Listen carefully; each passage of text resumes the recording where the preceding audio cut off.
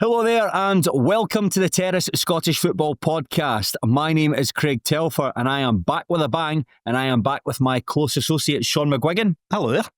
And you know what happens when the Lieutenant Tirapop Langsen and Lieutenant Colonel Pirom Yantraparom of the Terrace get together?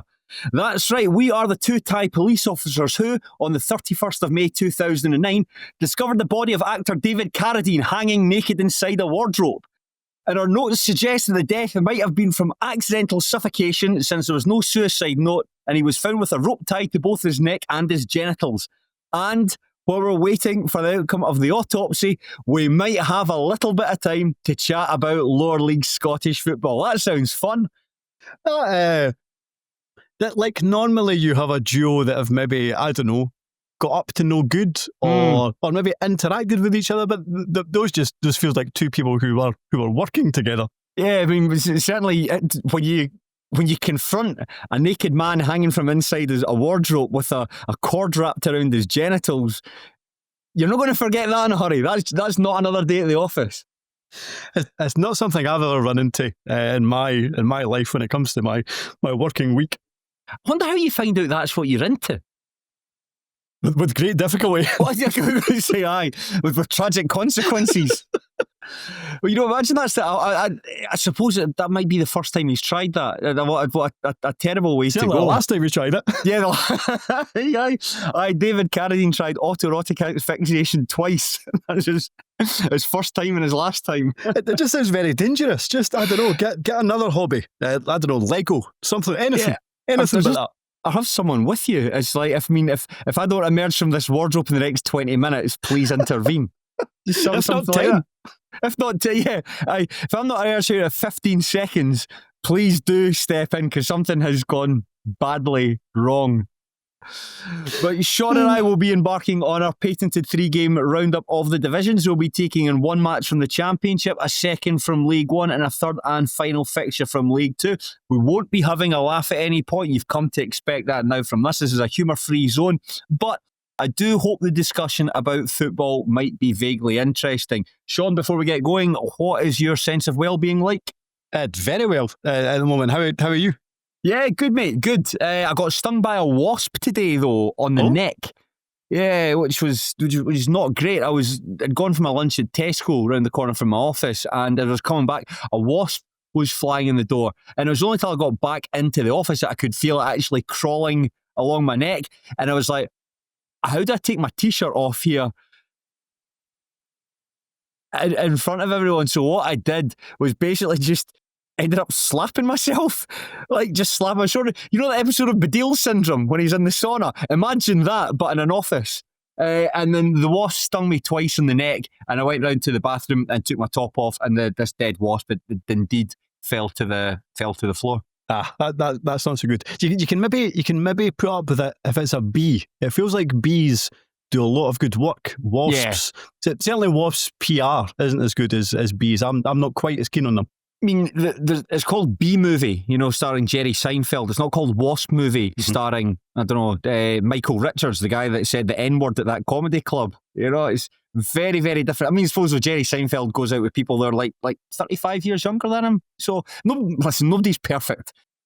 It's just, nobody's perfect. Needless to say, though, I've taken an antihistamine and I'm feeling a lot better. So that's good. And on top of that, Shaughan, last week twice I went to Simon Ferry's restaurant for lunch and then for dinner. Twice? You must have really enjoyed it. Yeah, I went there myself for lunch on Monday last week. I thought it was excellent. I had a pizza. The pizza's excellent. Just nice char grilled and just very sort of chewy base as well. Exactly what you'd want from a pizza. And then on Sunday I had sort of a pasta with it was pasta chicken with nduja and peppers through it. Very, very nice. And was he front of house again? He is. Aye, Simon Ferry front of house, so it's good to see him in action. I suppose he just seems to be really enjoying himself. The times I've been very busy, getting your pepper, getting your table and stuff sorted. So it's good. It's a nice spot. I would recommend checking out if you're in Denniston. And it's like I think it's 20 seconds from my front door, so it's very, very easy for me to get to. It does sound like he has overtaken Brian Graham as the busiest man in Scottish football. He just has so many things going on. I honestly, I don't know how he does it. I mean, I walked past it there when I was coming up the road to record this with you. I looked inside, I saw him there. So he's in that. He must be in there most nights, if not like during the day. Certainly, he's 3 times a week with East Kilbride, twice training, and he's got the game, and then he does the stuff with Open Goal. Yeah. And it's 2 or 3 a week with that. So fair play to him. I thought I was busy just pitching up with you and talking about an Athletic once a week. That is someone who really is in the trenches. But no, if you do get the chance to go to Grosso, I would highly recommend it. This isn't sponsored. This isn't NordVPN. Now, the NordVPN stuff was sponsored. Just want to be clear about that. But this is just it's a local restaurant. Go there and check it out because the food is very good. But Shaughan, enough about that. We will start by looking at the Championship. And unusually, we have settled as a goalless draw for our featured match from the division. We'll be focusing on Dunfermline Athletic's 0-0 stalemate with Queen's Park in the Kingdom. Not much happened in this match. I think perhaps Queen's Park might have been on the less fortunate of the two sides to only emerge with a point. It looked like they had the bulk of the chances. But it just gives us a chance to talk about sides who seem quite interesting in their own ways. Yep. This result sees Dunfermline Athletic stay in 7th place with 9 points, and Queen's Park are 1 point and one league position, behind them. Shaughan, shoot thoughts on Dunfermline Athletic 0, Queen's Park 0. I think in terms of Dunfermline, it feels like maybe if you go back a few weeks to maybe expectations had been raised, like they'd had that brilliant win at Arbroath. They won 5-0. Then they had, albeit they lost at St Johnstone, I thought they performed quite well. It was encouraging signs in that match. Maybe it took, I think, in that game, they rode their luck, certainly the first 20-25 minutes, but they grew into the game. And I think at the end, disappointed not to have won it. A goalkeeping mistake done it for them, and then Toby Stewart at the other end turned in a fantastic performance to win St. E's the points. But it feels like they've almost taken 2 steps back since then. I mean, they followed that St Johnstone game up with 3 home games. So Ayr, Partick Thistle, and then this one against Queen's Park. And I would imagine, considering how optimistic Dunfermline fans seem to be at that point, you're thinking, right, well, can we maybe put together 5 points here, 6, maybe even 7? Like, they've ended up no scoring in any of those games. They've lost 2. They've ended up with a point from this one. And we'll probably get into it, but quite interesting in terms of hearing what like Neil Lennon was saying afterwards. He was talking about his mindset and things like that. We can probably like circle back and discuss that when we get into it. But in terms of Queen's Park, like, I suppose like Sean Crichton mentioned it afterwards, that they don't have as many points on the board as they hoped. However, I think Spiders fans are just generally really chuffed at, like, I think they just wanted a competitive team this season, and we wondered if they were going to have enough about them to be competitive. But I think they have been, and I think in terms of performances, and I think in terms of effort, they're the side from the 2 that faced off against each other on Saturday. Maybe the other one, the set of fans that are more optimistic about going forward, I suppose. I think so. It says a lot from where Queen's Park are at the moment that they were disappointed not to have won the game. They did create some really good chances. That, like, they had like Aidan Connolly worked the ball into a really good area. I think it was a short corner routine. He did well, but then he just blasted his shot wide. I think that McDonald played a really good ball in the second half across the face of goal. Josh Fowler couldn't quite get it, and you could tell at that point there was quite a degree of anxiety in the Dunfermline crowd. And I suppose that, you'd say, particularly the game against St Johnstone, that was settled by a moment of individual quality from Josh McPake, a really nice combination between him and Jamie Gullen. And this one just didn't take their chances, so they could be 3 points better off ahead of Dunfermline in the table. I think the worry, though, for Sean Crichton for this one is they had 2 players going off injured. Charlie Fox went off injured. There was 2 defensive substitutions that he had to make quite early. Charlie Fox was one of them. I don't know if the other one to hand immediately. The other player, it was Matty Shields was the other player too. Sorry, Roddy McGregor. I think it was Roddy McGregor and Shields that went off. But basically, he had to reconfigure the team to work around that. And so they did well to dig out a point in the circumstances. The only concern for Queen's Park going forward is that I think it's quite a competitive starting 11. It can hold its own in the division, but maybe you take out a couple of players and suddenly it's not quite as strong as it once was. And I suppose that's what would bring in the likes of a Matty Shields and Carlo Pignatello, who can play in a variety of positions, can cover that. And he actually praised Pignatello in his post-match interview for just that degree of versatility, and that's exactly what he's wanted from him. I think as well, going by the highlights, a young boy they've got on loan from Hearts who gave quite a nice interview as well. I don't know if you saw it. Rocco Friel came on it, and it was albeit just watching highlights of him, but he seems quite a swashbuckling young player. There was a couple of nice moments, quite like passing through the lines, which would impress his manager and endeared him to his teammates. And I suppose that the challenge for a lot of these young guys is, can you step up? Can you contribute when we need them? And in this instance, yes, they could. It's a long season. Queen's Park have got a small squad, and there's no doubt these young guys will be needed at points. So this is a good experience for them. But they both said in that interview, I think the consensus is frustrated that they didn't go on and win this one. Yeah, totally. I think it was interesting, just in terms of Pignatello. Like, I suppose it's quite hard to establish for the highlights, but in terms of what Crichton was saying afterwards, I think he was moved to centre half alongside Charlie Fox after one of those substitutions, and like we wondered where he would play when he went to Queen's Park, and I think there was a general thought that maybe his best position was in the middle of the park, but he hasn't been able to do that yet. And even on Saturday, he went from full back to the centre half position. But you're right, the fact that he is so kind of malleable is a massive benefit, and I wondered about him as a signing in general, but he's actually been really, really good for them so far, so fair play. I thought the concern I would maybe have if I was a Queen's Park fan is... Can I just interrupt you there, Shaughan, because I think I know what you're going to say. If Josh Fowler's not scoring, no one's scoring. Exactly that. Now, if he's scoring lots of goals, and to be fair he has, it doesn't really become an issue. But Saturday is a good example where they had some decent chances to score, didn't manage to put any of them away. And as you say, I don't know, I don't see too many other goal threats in that squad apart from Fowler. Yeah, I was looking at the stats. There's only 3 players that have scored from in the league. Michael Ruth with a penalty, Tyrese McDonnell, and Josh Fowler, who's obviously doing very well. So that's the concern. But that's the problem when you're going with such a small squad. Yeah.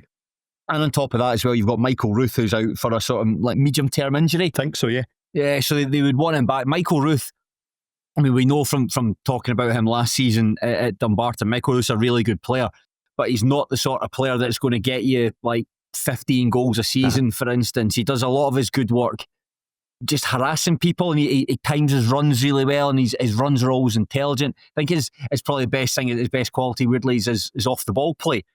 And which is that's a great quality to have, but that's not going to get you goals. So that's why you're hoping there's a decent combination between him and Fowler at some point.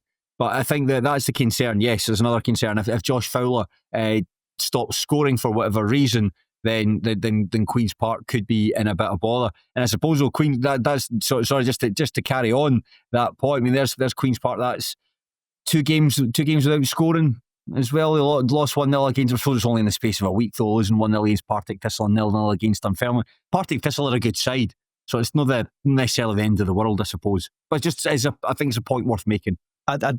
Only other thing I was going to say in terms of a concern for Queen's Park, as much as everything has been reasonably complimentary about them this season, and rightly so, you kind of look at the teams below them, and as much as I think Airdrie look poor, and I'd be very, very surprised if Daniel Lennon is able to turn that around. If he can, then fair play, and maybe they could change things around in January. I don't expect Ross County to be down there for the rest of the season, so I do think that they will overtake Queen's Park at some point. So as good as they've done this season, as much as they've probably done better than we thought they would, they probably need to do even better if they're going to avoid maybe 9th, for example. So there's still things to work on, and there's still improvement needed if they're going to keep away for those bottom 2 spots. I suppose the big difference between them and Airdrieonians is they've got a reliable striker. Yeah. Airdrie don't. Something that we spoke about last week is just that Airdrie's really failure to address that goal scoring. Well, maybe not a failure address, because Ben Wilson ultimately came in and got 17 goals in all competitions. And yes, I know some of them are from the penalty spot and some of them are against like lesser teams and sort of secondary competitions, but nevertheless, 17 goals in all competitions, that's a decent return.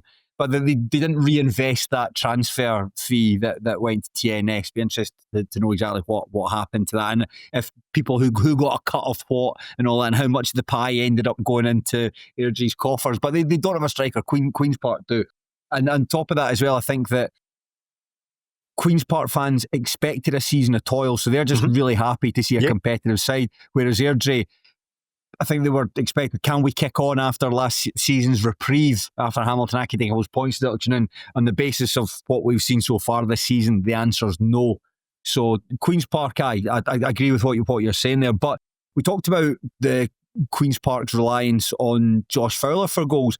Seems to be a bit of a problem for Dunfermline Athletic at the moment. That's three shooting blanks. That's not a word. They've not scored in 3 games. Sorry, I thought there'd be just a word. You know, like in German, how they've got words that just like these big, long, polysyllabic words that perfectly describe a certain situation. We don't have that in English.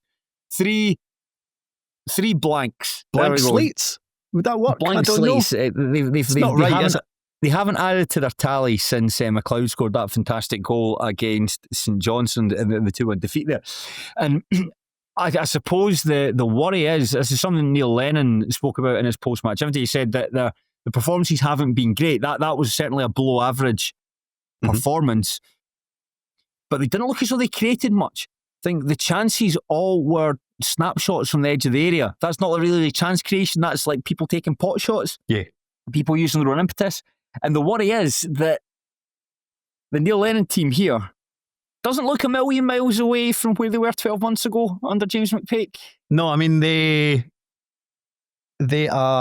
sitting on 9 points. So that's 9 points from 9 games. Now, last season, I think they ended up finishing on 35. Now, the season before that, which was their first season back in the Championship, they ended up on 45 points or 40-something under James McPake. And I think most people at that point thought, right, well, that's not really good enough. We expected more.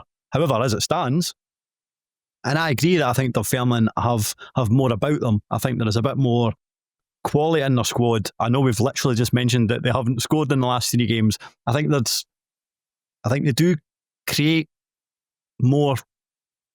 I think there's a wee bit more about them going forward than there was maybe last season or the season before that. However, as it stands, they're on track to finish on 38 points, which really isn't enough considering the investment in the squad. And I know they paid transfer fees, but I'm sure those transfer fees are nominal rather than big money transfers. But there definitely is something still not quite right. And what I thought was quite interesting from Neil Lennon was his quote. It was something along the lines of, like, he says, well, I love winning games. Obviously, I love winning games. But since I've come here, I've had to change my mindset. And then his next comment was, and my job now is to kind of polish these players up. Something along those lines. And it's like, well, I appreciate where he's coming from. And maybe it was a throwaway comment in, but like the fellow fans, they don't just want to see young players coming in to become a finishing school to then get sold on. They want to see a winning team, and they've backed this Dunfermline team well. Like they've got a big support, and they have done for a long time now. I don't think that's what, like, they want to see Dunfermline winning games. They don't just want to see young players coming here, getting a wee bit better, and then moving on. So I thought it was an interesting comment from Lennon. I don't know. I wasn't entirely sure how to take it, I suppose. Yeah, I suppose that back at the turn of the year, I mean the turn of the calendar year, when the sort of the US analytics firm took over from the Germans who left the club after fans were quite nasty about them online. but that's what it always felt like. Neil Lennon never felt like a good fit for that, because Neil Lennon's time in Scotland, you know, there's been up and downs, but most of the time synonymous with winning. You know, The Celtic manager, if you're the Celtic manager, you have to win all the time. I know his final season at Celtic didn't go as anyone expected it to. But I mean, there was a weird situation. Like, I don't want to discard it completely, but it was during the pandemic. You know, it was a weird time for everyone. Time at Hibs, though, winning pretty much all the time. Time at Celtic, prior to that final season, winning all the time. So for him to come into Dunfermline, maybe he has a change his mindset, that he has wanted to sign like good, experienced players that can come in and immediately improve the squad, and that's not necessarily happened. They haven't to maybe take some punts. Some of them are quite interesting, like Jefferson Caceres from Sheffield United, obviously suspended for this one after uppercutting Dan O'Reilly. you know, and Zach Drudden, of course, not available for this one after getting that injury against St Johnstone, and he had looked quite sparky up until a point as well. So I don't know, but then I'm sure Lennon, when he took the job, or certainly agreed to stay on beyond the summer, he'd have done his due diligence and know exactly what was to be expected from him. I always think that's part of the best fun about being a coach is being able to polish up and develop young players. But I suppose you get into it because you want to win, and it's not often you can do both. Not everyone can be the class of '92. It's winning on one hand, developing youngsters, and I think there's a lot of young players at Dunfermline, a lot of young players at Dunfermline who might have high ceilings as well. Mm-hmm. But it's just at the moment it's not quite cohering. I mean, I do think there's positives. I think he was complimentary about Billy Tyrrell, the goalkeeper. The fact he had a clean sheet. He was quite well. He didn't mention him by name, but he did say the week before he'd said that the keepers need to have a look at themselves. We need them to make saves. But I didn't think Tyrrell was actually at fault for the goals against Partick Thistle, so I thought that was a wee bit harsh. But he did compliment him. He complimented the new centre-half. Is it Nuruddin Abulai? Yeah, who made his debut right at centre-half. He seemed to do quite well. And I think in Alphonse Almeida, who was actually made the captain that's in right. Kyle Benedictus' absence, they have a player in the middle of the park. What they don't have at this moment in time is, now, whether it's a fitness issue with Chris Kane leading the line, or whether it's form, I think it's probably likely to be a fitness issue. Probably you're right. But even somebody who has had an injury-stricken career can have poor form or lack of confidence. But you're right, it's probably to do with fitness. But then I suppose the other player, the more advanced player that the Dunfermline fans were so excited about was Andy Todd. But he's probably been a wee bit off the boil for the last couple of weeks. Got a hat-trick against Arbroath, and again the kind of excitement levels ratchet up about him, but he's not been quite at it for the last couple of weeks. So when you put all of that together, there's a few pieces missing, and I think the problem with Dunfermline is I think they have a good starting 11, but after that there's quite a fall off in terms of quality when it comes to their bench. So if they do have players missing, like Caceres, who is one of their more productive players, maybe behind a forward, I don't know if they have a ready-made replacement for him, so that's an issue.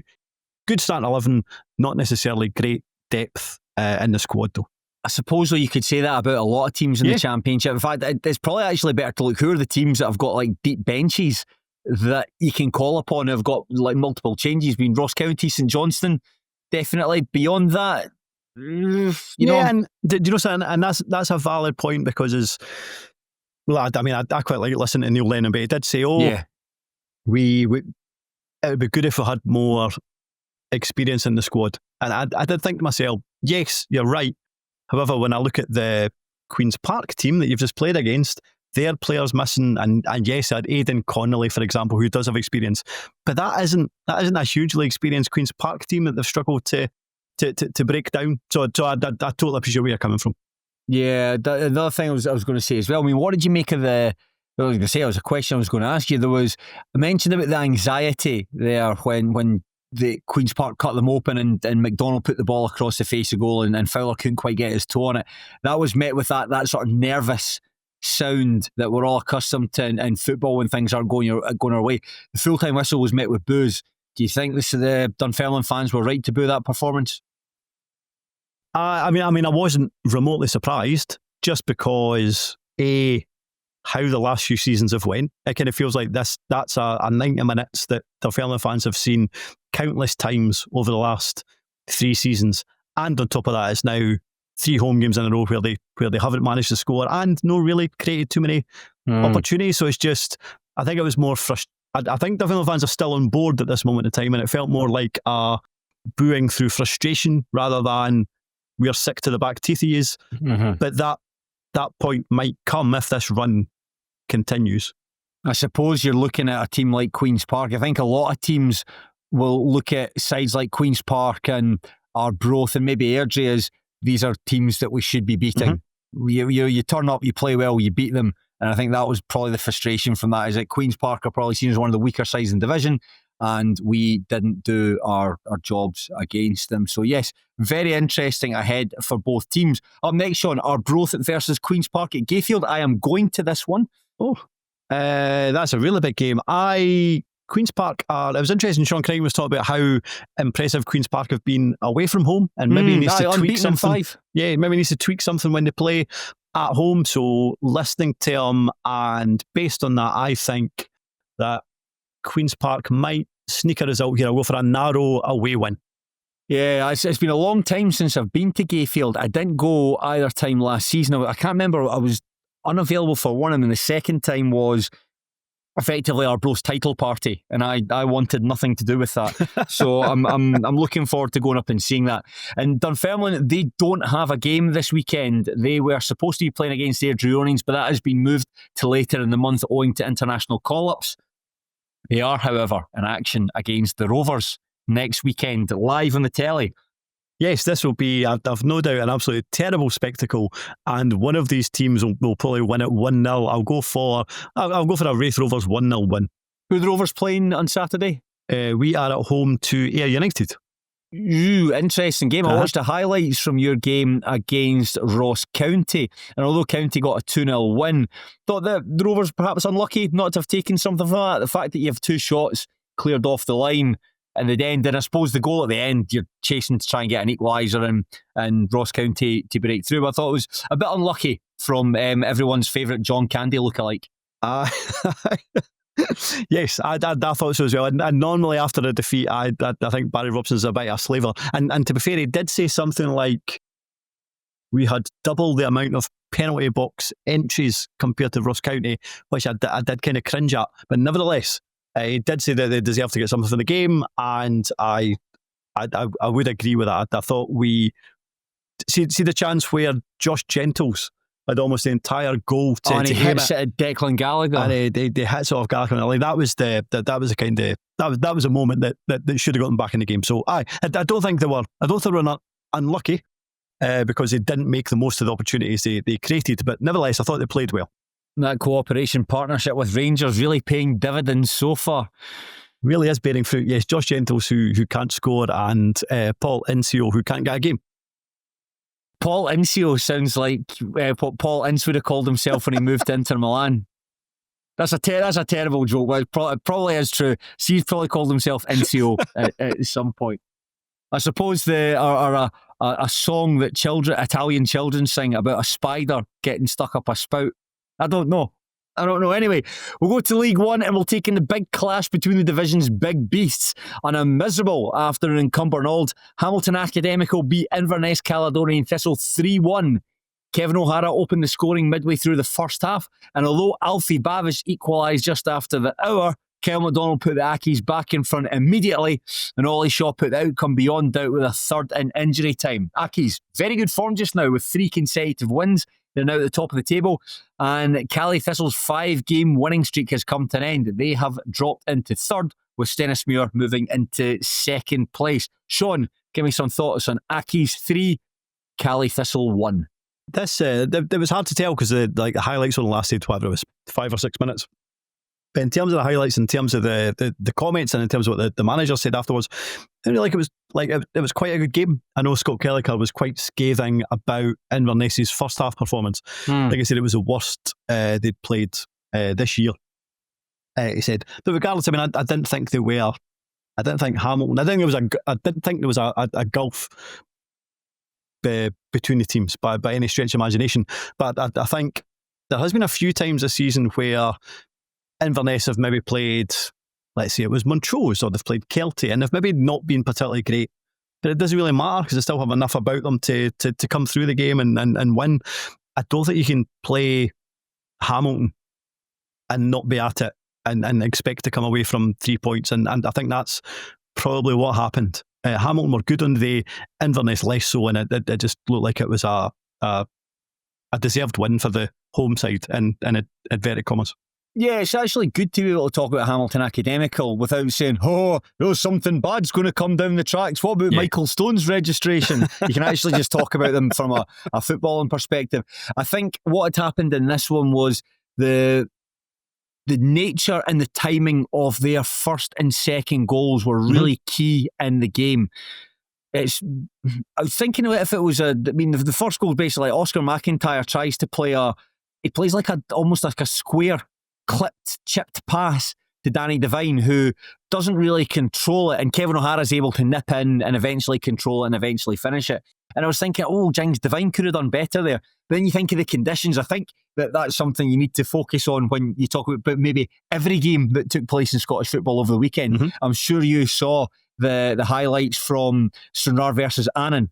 Which looked, how on earth that game went ahead. It looked absolutely miserable to play in. That was obviously the worst conditions, but it had a knock-on effect everywhere. And you go to somewhere like Brotherwood, which is notoriously cold, notoriously windy. You're getting a ball like that in, difficult to control, especially when you've got somebody that's quite as high octane as Kevin O'Hara coming at you.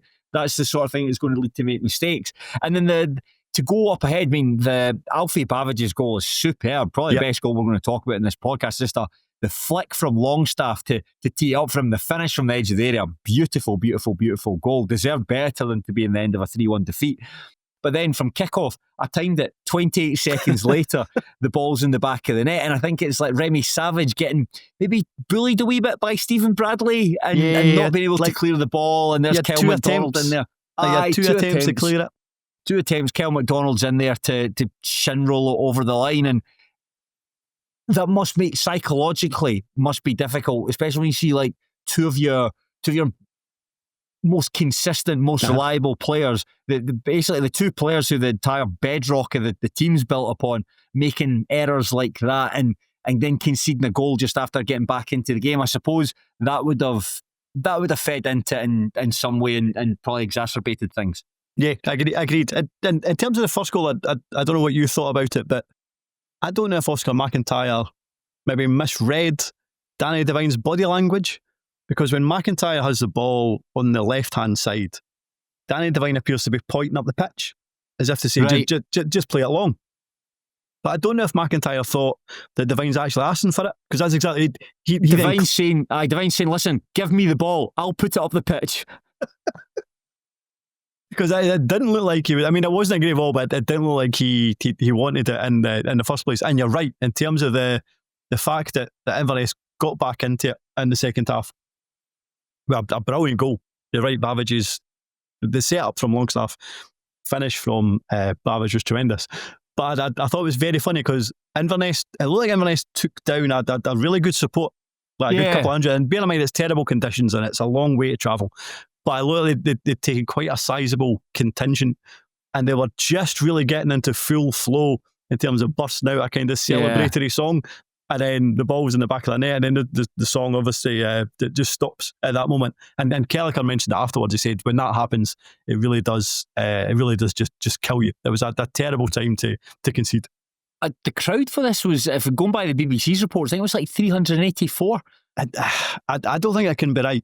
Even just looking at it didn't look as... it was a small crowd, but it didn't look as bad as that. Yeah, normally it's the opposite. Normally it's a club will say, right, okay, so we have 500 season ticket holders and 100 people turned up at the gate, therefore the attendance is 600. It almost feels like Hamilton have done something the opposite and taken something off it. I don't know, but it looked like, I'm not saying it was a lot more, but it looked more than under 400. One of the things that I really liked about this, Conor Ferguson, who used to work for Stennismuir, he worked in the social media team alongside Ian Fitzpatrick in the 23-24 season. I think it's his video that captures everyone bouncing around the pitch when the team announced that they'd won the league. He's now working for Hamilton Accies, and what I really liked about this was basically he was right pretty much on the touchline behind the goals for all 3 of Accies' goals.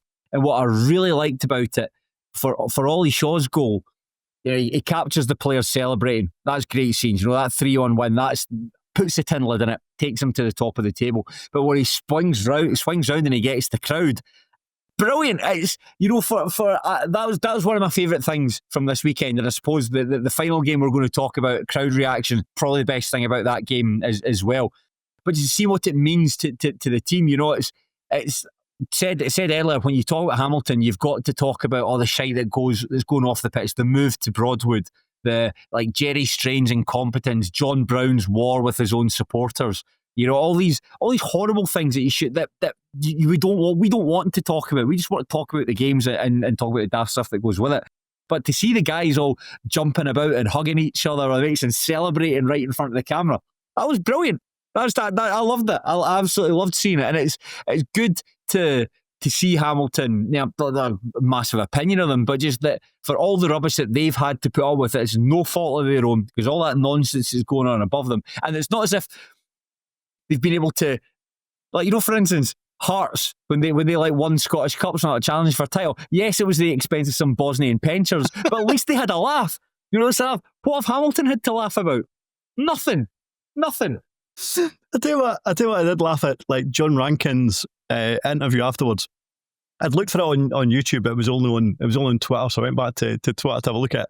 And he was talking about the fans, how important that they are, and he was saying it would be great. It was great to have everybody on board. He was delighted that they were happy at full time.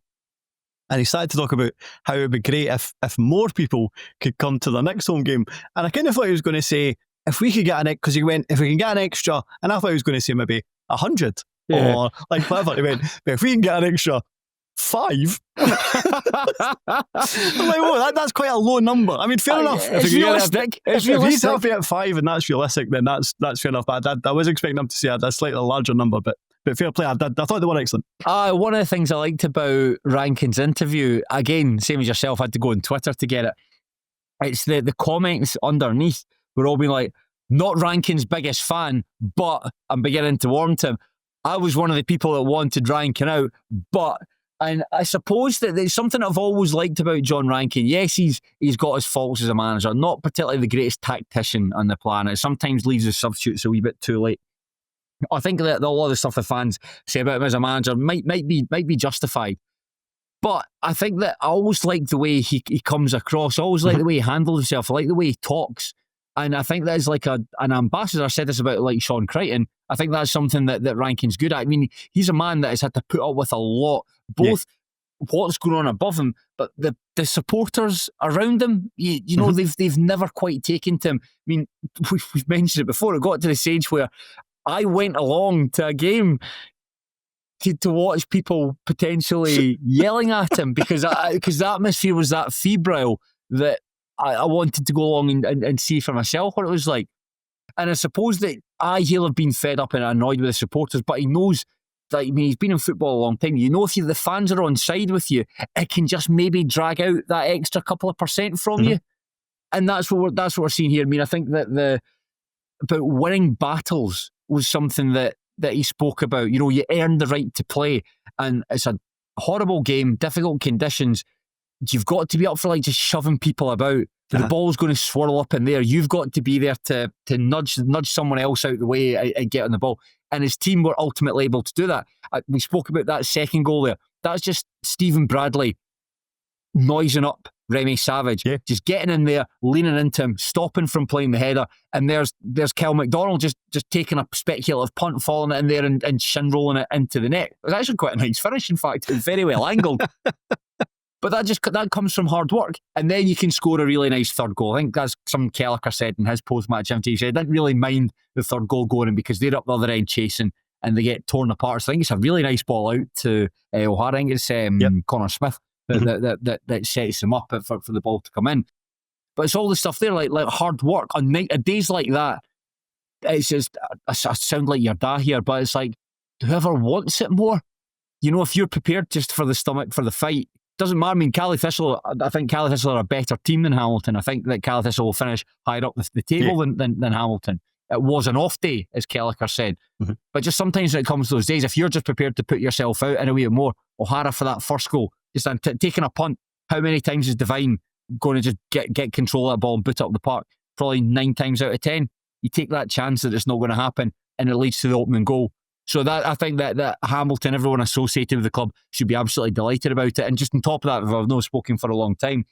Again, Rankin's post-match interview said that a player's father had passed away earlier in the week, and the player came and played in the match and was able to contribute.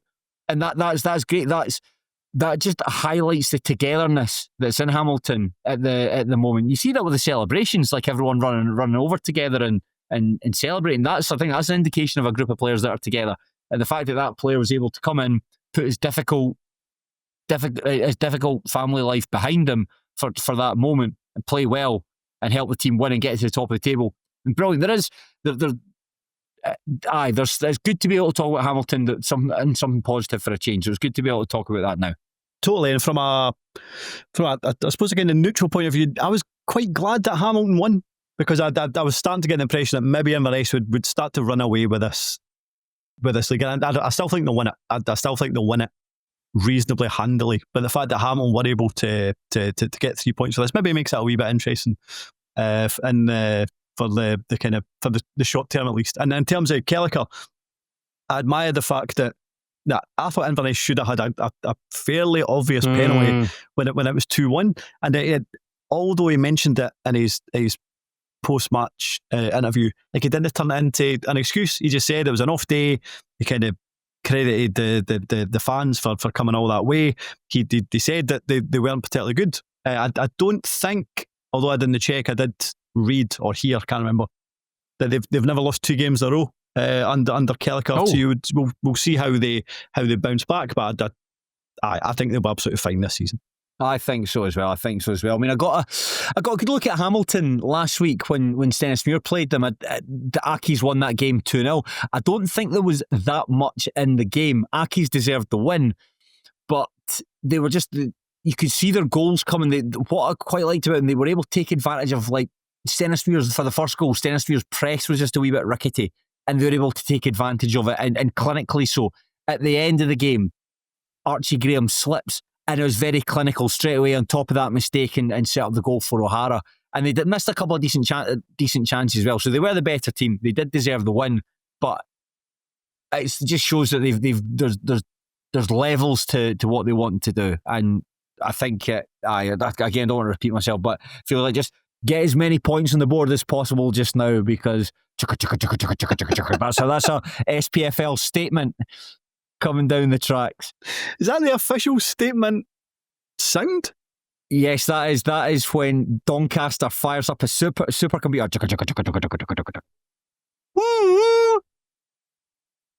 Sounds like a helicopter. It does actually, yes. So maybe that's if people are looking down the tracks and should be looking into the sky. But Shaughan, up next, both teams are in action in the KDM Evolution Trophy. Doesn't really count. Accies versus Annan, Forfar Athletic versus Cali Thistle. I expect Hamilton to beat Annan. And who are Thistle playing, sorry? Forfar. I would also expect Inverness to win that one. Yeah, there's just the KDM Evolution Trophy, isn't it? It only means something if you want it to mean something. Oh, that's a good tagline. They should put that. They should print that on their I don't know, badges or whatever it is they want to. I'm not entirely sure that's the that's the thought that the sponsor wants to give out. It only means something if you think it means something. We don't want to put words in your mouth. That's what they should. They put the KDM Evolution Trophy. Enjoy it if you want. You don't have to. But Shaughan, listen, we will go to our final match and we'll be heading to the capital. The big derby between the Spartans and Edinburgh City. The match looked absolutely rubbish, but the citizens will not care as they emerge 1-0 winners courtesy of Jack Duncan's daisy cutter. The Spartans are still sitting top of the table and Edinburgh City are still bottom of the table. The big news is they have wiped out their 15-point deduction. They are on 0 points and the season starts now. Now, usually, it's me that's going wild about how brilliant this team are and saying stuff like, God, I wish I was a player so Michael McIndoe could manage me. But you, this time, Shaughan, were at the match. You went to Ainsley Park, so we're going to get your thoughts from a very windy afternoon from Edinburgh City. I watched the highlights for this one. They were very long. They were at ground level. what did you make of the Spartans 0, Shaughan, Edinburgh City 1? I did think those highlights were representative of the game in general. It wasn't a classic, put it that way. It was more difficult to attend than I thought it would be. So like when we were heading across on the train, I went on the Spartans website and there was like click link to buy tickets. Clicked on the link, and then the Elgin City badge popped up, and I was like, oh, they must be playing Elgin soon. I was like, no, I'm sure they've just played Elgin. So the only games that you could buy a ticket for on Spartans website was for Elgin versus Forfar and Elgin versus Aberdeen B. Not entirely sure why that was the case. Presumably they'd linked it from the week before because they'd played Elgin and just not changed the link. But I was thinking to myself, there's maybe somebody in the background at Spartans thinking, really surprised at how few tickets we've sold at this game, considering it's a derby. And then somebody at Borough Briggs was thinking, wow, has the marketing team done something different this week? We've sold so many tickets for Elgin v Forfar. But I ended up going on the link that Edinburgh put out on Twitter. So got a ticket for it that way.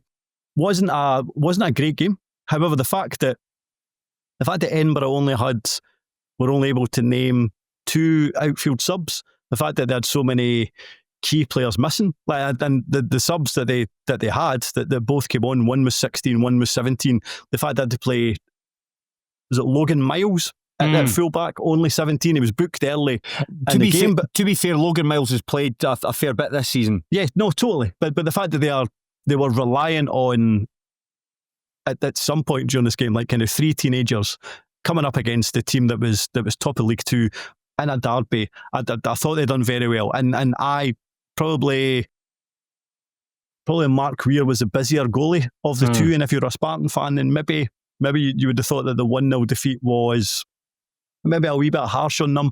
But regardless, the scenes in terms of the goal between the players and the fans, and the scenes at full time between the players and the fans was really, really good. Whereabouts were you? Were you in with the Edinburgh fans, or were you sitting in the main stand, or what was your position within the ground? Both.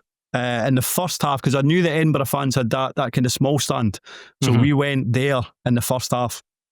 But we're kind of like, not that we're doing anything wrong, but it was like it wasn't just for Edinburgh fans. It was Edinburgh and Spartans.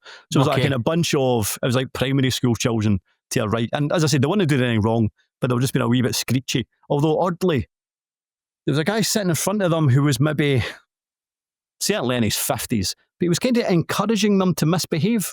So at one point he was saying to them, because Edinburgh fans had maybe 4 or 5 flags over the advertising hoardings, and he was telling them, go and steal their flags, go and steal one of their flags. And then 2 of them went down to try and steal one of their flags. So he was like kind of Fagin from Oliver Twist type of character. So I moved in the second half and went to the main stand with the Spartans fans. But then I was annoyed because it looked like a brilliant explosion of joy when Edinburgh got their goal. So I was actually regretting moving. And the goal itself, it's well hit from Jack Duncan, but I think that you would have to say Paddy Martin could maybe have done better for that. Aye, it was poor, and it wasn't like watching it back. I didn't think he was unsighted. It didn't seem to take a deflection. He's just very, very too slow in terms of getting down to it. So he should have kept it out, certainly. And the scenes were brilliant. The celebration was brilliant. And what I really liked was, I think if I can lip read, I think I can. There's Jack Duncan is like slapping the badge, and I think he's screaming like, "This is what it's all about."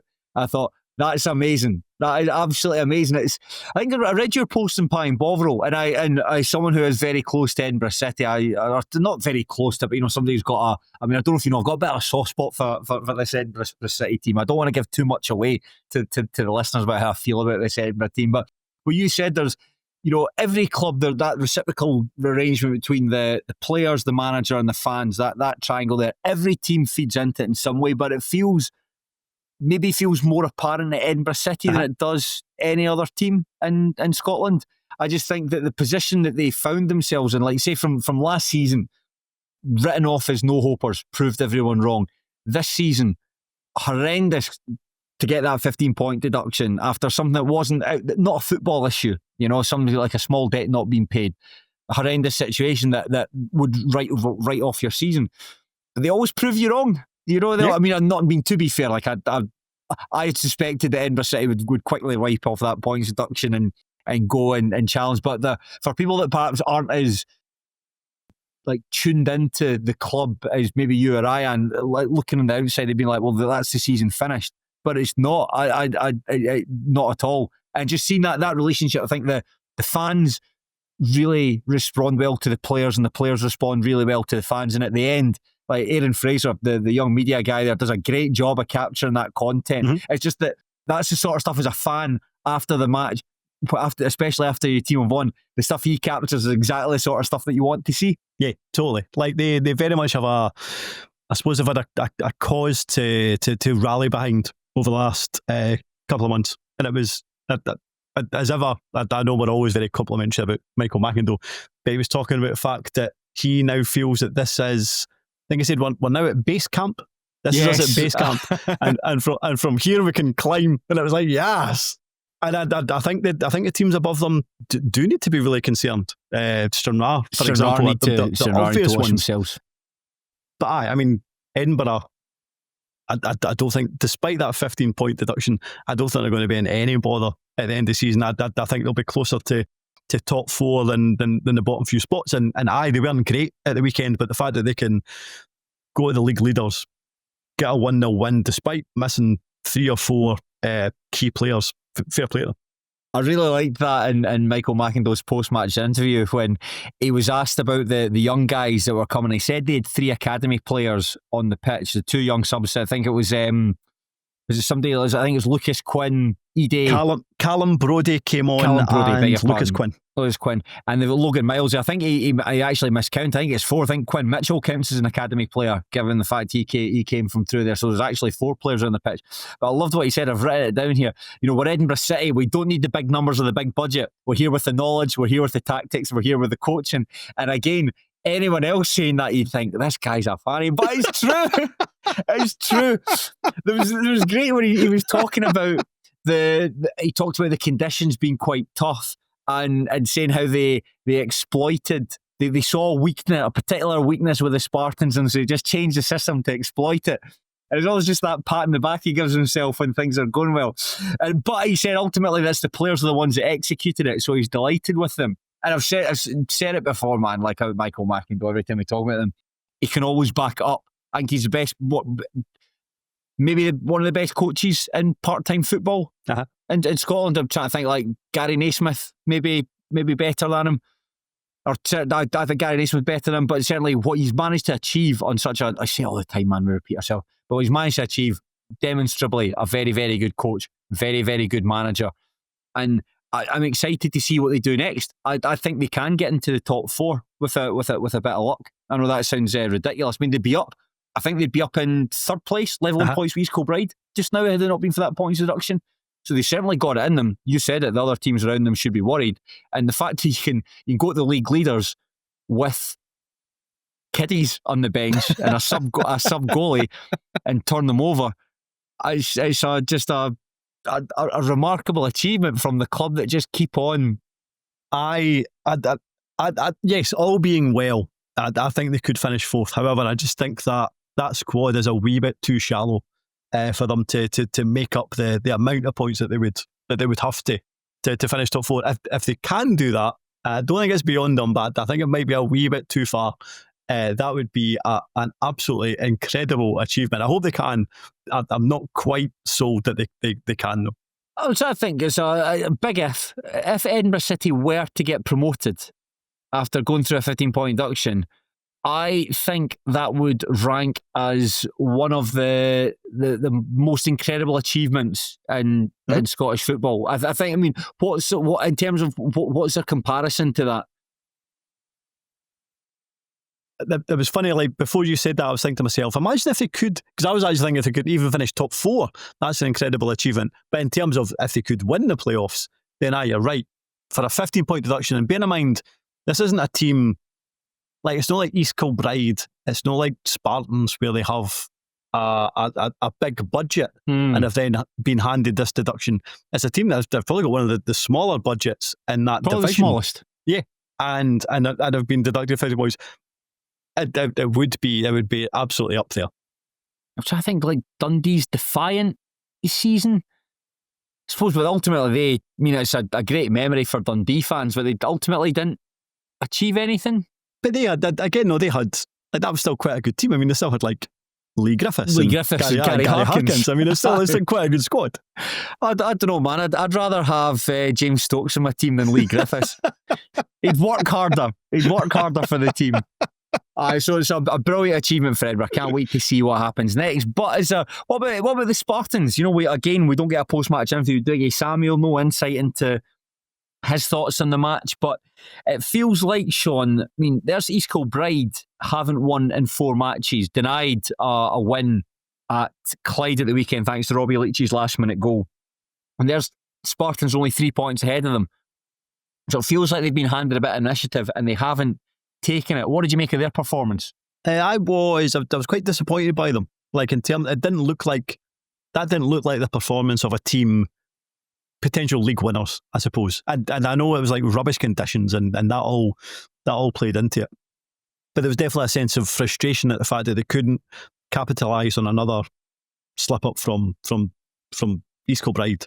And I suppose maybe in terms of who you're most kind of disappointed by, I know we've mentioned him a few times and we're not always complimentary about him, but I thought Mark McNulty didn't lead the line particularly well. Like, it was him, and on either side they had Jamie Dishington and Cammy Russell. Didn't really create enough. Certainly didn't create very much. Like, they defended well enough, but certainly felt like they were lacking a spark. And as I say, it might have been something to do with maybe the conditions do come into it.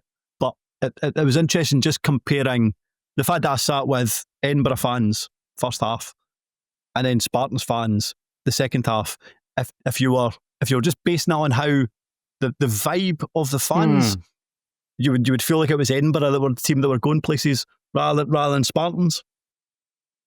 Just to find that interesting, Shaughan. I mean, I don't want to be cheeky because I mean I support a small team as well, but Spartans fans, were they genuine fans? Were they because the impression I get, there's probably like about a handful of them, and the rest of them are made up of coaches, family members, like mums and dads of the players, friends of the players. It doesn't feel like they don't feel like a club you could hitch your wagon to. And I don't want to be cheeky about that because I don't want to be dismissive, but I look at Edinburgh, for instance. There's a lot of fun to support them at the moment. I remember Ali Moncrief, friend of the show, describing us like basically just a lost souls club. Like, we just kind of gather this collection of waifs and strays all behind this big daft cause. And you can see it, so I can understand why you would want to support Edinburgh City. But the Spartans, I look at that and just thinking, I'm not sure this is something I could really get behind. I mean, maybe it's just people. Maybe a lot of their fans are people who are associated with the kind of youth teams. Maybe they have kind of family members that are involved with the club, because obviously there are so many kind of youth teams and so many young players that are associated with Spartans. Difficult to say. I don't know enough Spartans fans. I didn't get a feel for it at the weekend. They don't have anybody online who you can kind of communicate with. So difficult to say. But in terms of who looked like they were having the better laugh, and I fully appreciate they won the game, but even just in general, it looked more exciting to be an Edinburgh fan than a Spartans fan. Yeah, that's the point. That's the point I'm making. It's like, I mean, I'm going by, for instance, like you see responding to tweets, for instance, after wins, and it just seems to be, hey, great win for the Spartans, and it's somebody who's like associated with the club in some way. They're coaching at some level, they've got kids in their academy, and I think what the Spartans do, the community mission, is brilliant. There's not a criticism of that. It's just that I'm not sure that it's really translated. This is their third season of the SPFL club, and I don't really get I mean, for instance, I remember early on in the season I went to East Kilbride game and against Cali Thistle. I think we spoke about it in the big preview podcast, and it's a small group, but there's a group nonetheless who are very much East Kilbride fans that are going there dressed in the sort of the purple and gold, the navy blue and gold, down and one side of K Park, and are really getting behind the team and really enjoying themselves. Edinburgh, small fan base, but we know about them. Like Kelty Heart, small fan base. Cove Rangers, the teams that have come, but just the Spartans, I just don't get that impression from them. And they're a good team, and there's a lot to like about them, but it's just they're sedate. I will say that about them. Like, even when things weren't going well, there wasn't necessarily people losing the run of themselves, or and not that I'm saying that I want to hear fans screaming abuse at players or managers, but all felt very civilised. Would that be the right word to use? I don't know. It was interesting, but it wasn't something that I necessarily thought about at the time. So, but now that you bring it up, it is quite interesting. I suppose that's it. You just want to see people react to what's going on. Like if somebody has a defender misplaces a ball, a pass, a simple pass, or there's a counter attack or something, you get that fear. If you're not necessarily feeling that, then yeah, I mean, it's that. Aye, it sounds like I'm being critical of Spartans. I don't want that to come across. It's just a general wondering about the club and about the people that follow them, and if there are any genuine Spartans fans out there. But nevertheless, and I suppose at the end they had a really good chance to get something. Mark Stowe had a good shot. Yep. It just went past the post. Yeah, Saturday they really shanked it. And do you know something? If he'd capitalised, if he'd taken that chance, you would have said, right, 1-0, that's absolutely fair enough.